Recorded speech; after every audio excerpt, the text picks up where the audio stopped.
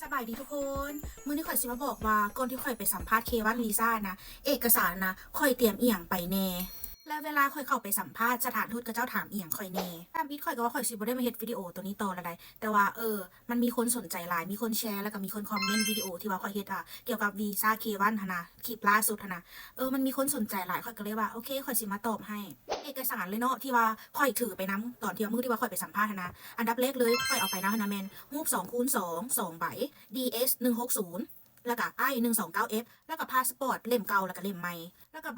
ใบสลิปที่ว่าของเฮาจ่ายค่าสัมภาษณ์นะเพราะว่าพวกเฮาไปสัมภาษณ์นะพวกเฮาจะต้องจ่ายค่าสัมภาษณ์ก่อนเด้มาก็คือใบกวดสุขภาพแล้วก็ใบแจ้งโทษแล้วก็ใบแจ้งเกิดก็เอกสารความสัมพันธ์ของเฮากับแฟนเฮานะมันสิเป็นรูปถ่ายบหรือว่าการแชทกันหรือว่าวิดีโอคอลทุกอย่างความสัมพันธ์ของเฮานะให้เตรียมไปเบิดเลยเนาะและที่ขาดบ่ได้ก็แม่นเอกสารการเงินของแฟนเฮานะมันสิเป็นแท็กรีเทิร์นของแฟนเฮาประมาณ 2-3 ปีหลังนะเฮาจะต้องบอกให้แฟนเฮา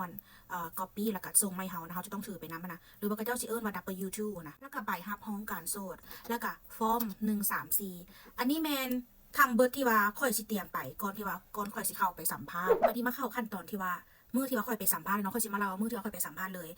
ใบนัดสัมภาษณ์ข่อยนะมันสิแม่นนัดตอน8:30นเนาะ8:30นนี่ข่อยก็สิเกียมออกจากบ้านตั้งแต่7:00 นเช้าข่อยไปฮอดสถานทูตที่ว่าอยู่หลัก8นะสถานทูตอเมริกาอยู่หลัก8นะไปฮอดเพิ่นก็สิประมาณ7:30 นนี่แหละเคสข่อยมัน8:30 นเนาะวันนี้ข่อยไปฮอดพุ่น7:30 นนะข่อยก็สิเห็นแบบว่ากระเจ้าเรียนแถวกันแล้วประมาณ10 ปลายคนนี่แหละไปก่อนข่อยอันที่ว่าเรียนแถวหั่นนะแม่นกระเจ้าสิแบบว่ากระเจ้าสิสแกนอันกวดเฮาก่อนเฮาสิเข้าไปในสถานทูตนะข่อยก็ไปเรียนแถวต่อแหละมาฮอดคิวข่อยแล้วกระเจ้าก็สิเอาแบบถุงกระเป๋าเฮาไว้แล้วก็โทรศัพท์เฮาไว้กระเจ้าบอกว่าให้เฮาเอาแต่เอกสารที่เฮาถือไปสำหรับเฮาสิสัมภาษณ์นะเข้าไปได้แต่ว่าโทรศัพท์กระเป๋าทุกอย่าง iPad ก็ห้ามบ่เข้าไปแล้วข่อยนะให้พี่น้องข่อยพาไปพี่น้องต้องได้นั่งถ่ายอยู่นอกแล้วกับเอเจนซี่ที่ว่าข่อยให้แลนเก็บเอกสารให้ข่อยนะแล้วก็ถ่ายข่อยอยู่นอกคือกันกระเจ้าสิบ่ให้ไผเข้าไปนำเฮาจะต้องเข้าไปผู้เดียวเฮาหลังจากที่ว่าข่อยสแกนอีหยังทุกอย่างแล้วเนาะมันก็สิมีน้ำอย่างนั้นนะเพิ่นก็ให้ค่อยเข้าไปแล้วบัดนี้มันก็สิมีตังให้นางเนาะแล้วทุกคนก็สินั่งเป็นแถวยาวเลยมันไปฮอดก่อนก็สิได้นั่งก่อนอย่างนั้นแล้วเอาเอกสารที่เฮาถือไปนะไปปอนซ่องที่ว่ากระเจ้าสิบอกดอกว่าเอาเอกสารมาปอนไว้ซ่องนี้เด้อนะเป็นไผมาก่อนก็ได้ปอนก่อนก็สิได้สัมภาษณ์ก่อนแหละเพราะว่าแต่ละคนที่ไปนะก็แม่น8:30 นคือกันนัดสัมภาษณ์นะบัดนี้ข่อยก็รู้สึกว่าข่อยไปช้าเลยขนาดว่าข่อยไปไวแล้วได้7:30 นแต่ว่ามันมีคนประมาณ10 ปลายคนนะไปก่อนข่อยเขาก็สิไปวางเอกสารก่อนข่อยเนาะวันนี้ข่อยก็นั่งท่าไปประมาณ9:00 นปลาย10:00 นเนาะอันมันสิมีผู้หญิงผู้นึงนะเอิ้นข่อยเอิ้นชื่อข่อยหั่นแหละนางมาริวันเนี่ยฉันเอิ้นข่อยไปแล้วบัดนี้ล่ะแล้วบัดนี้กระเจ้าก็ถามเอกสารข่อยนะว่าอันเอกสารที่ว่าข่อยเตรียมมาแต่ละอย่างหลายๆอันไปนะกระเจ้าถามเอาน้ำข่อยมีแต่4 อย่างเท่านั้นกระเจ้าถามเอาน้ำข่อยนะมีแต่1มันเป็นรูป2x2 2ใบนะ2ก็คือแจ้งเกิด3ก็คื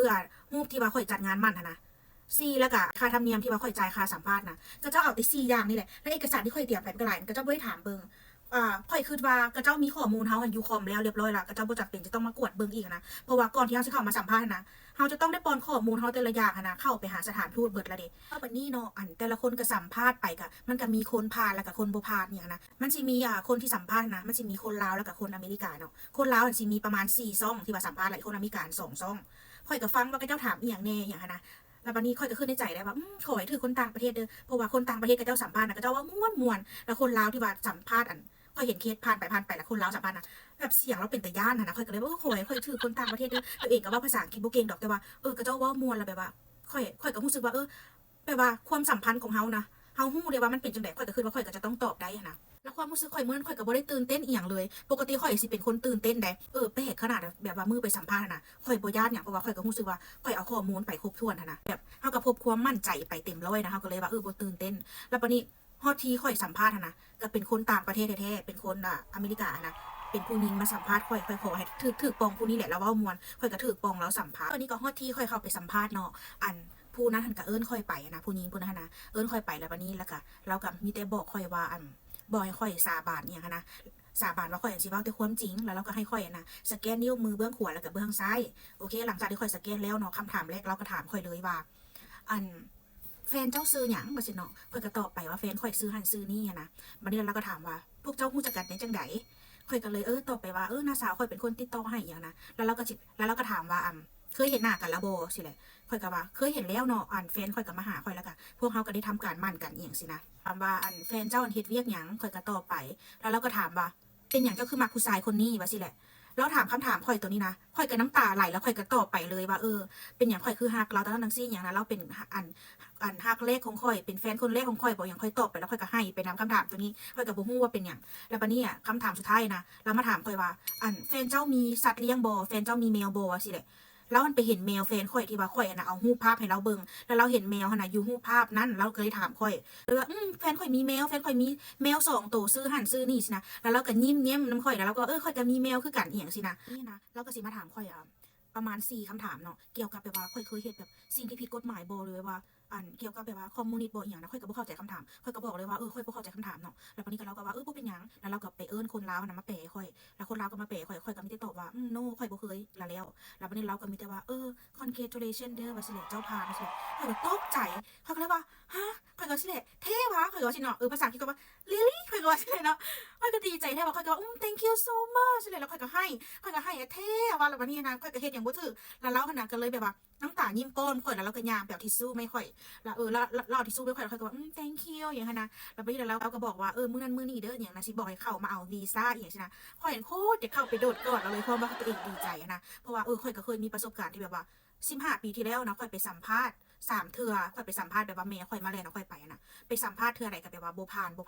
สินะแล้วข่อยไปสัมภาษณ์เทื่อนี้ข่อยก็บ่ได้คาดหวังว่าข่อยสิผ่านเพราะว่าข่อยก็ย้านข่อยนะผิดหวังแบบที่ว่าเทื่อก่อนที่มาแล้วเนาะหลังจากที่ว่าข่อยผ่านเด้อหยังสิเนาะแล้วเราก็บอกให้ข่อยนะกลับบ้านแล้วบัดนี้ล่ะมีแต่เฮานะท่าเมลแบบว่าเพิ่นสิส่งเมลมาให้เฮาเด้ว่าต้องได้เข้าไปเอาพาสปอร์ตวีซ่ามื้อใดอีหยังสินะแล้วข่อยสัมภาษณ์ไปได้ประมาณ2 อาทิตย์แล้วข่อยก็สิได้วีซ่าตัวนี้มา